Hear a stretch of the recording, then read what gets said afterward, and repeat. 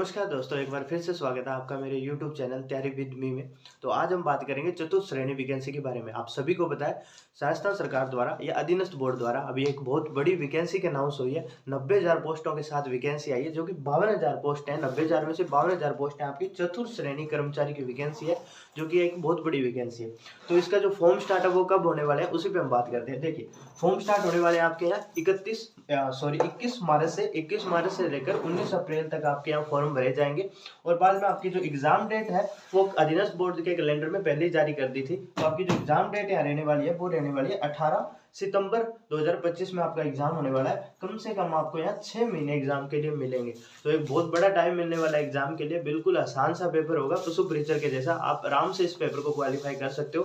कुछ चुनिंदा सब्जेक्ट है 5 या 6, तो उस सब्जेक्ट और सिलेबस पर भी हम बात करेंगे। उससे पहले जानेंगे कि इसकी सैलरी कितनी है, कितना हमें पे मिलेगा, कितनी सैलरी मिलेगी इस वैकेंसी के अंदर। तो चलिए शुरू करते हैं। तो दोस्तों, बात करें इसकी सैलरी पर, तो यहाँ आपकी इसकी सैलरी रहने वाली है 14,600 रुपए 2 साल के लिए। यानी 2 साल का आपका प्रोबेशन पीरियड होता है, ट्रेनिंग पीरियड होता है, जिसमें आपको काम करने के तौर तरीके, आपको एक अच्छी काम करके बताना पड़ता है, ताकि आप छुट्टी कम करनी पड़ती है, जिससे वो आपकी स्थायी नियुक्ति कर दे। तो यहाँ प्रोबेशन पीरियड आपका रहेगा 2 साल का, जिसमें आपकी सैलरी रहेगी 14,600 रुपए। आप प्रोबेशन पीरियड को ट्रेनिंग पीरियड भी समझ सकते हो।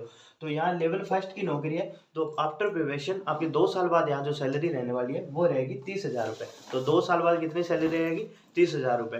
तो अब बात करते हैं इसके हम सिलेबस पर। सिलेबस को देखते हैं कि इसमें कौन कौन से सब्जेक्ट पढ़ने हैं और कितने क्वेश्चन आएंगे और कितने नंबर का ये पेपर होगा।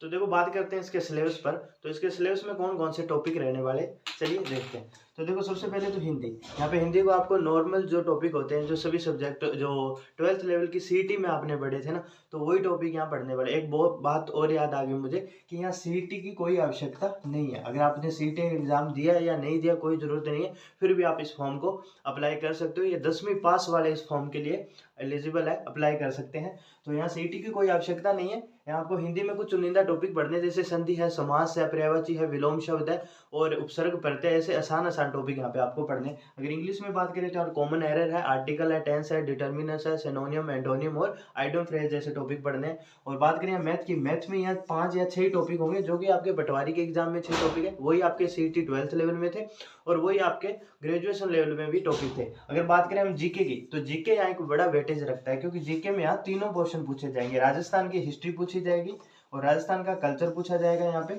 और बात करें तो राजस्थान की ज्योग्राफी भी यहाँ पे पूछी जाएगी। तो यहाँ 3 सब्जेक्ट का वेटेज रहेगा।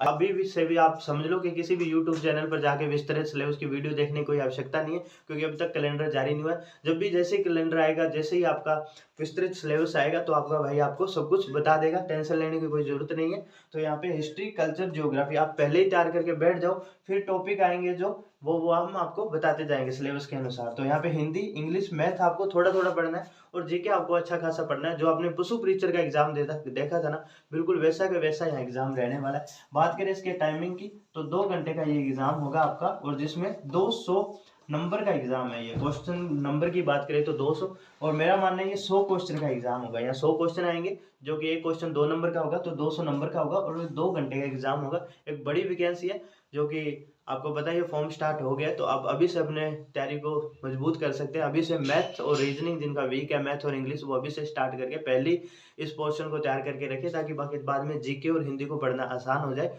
और इस सिलेक्शन तक पहुंचा जा सके। तो थैंक यू वेरी मच, जुड़े रहिए ऐसी और वीडियो के लिए।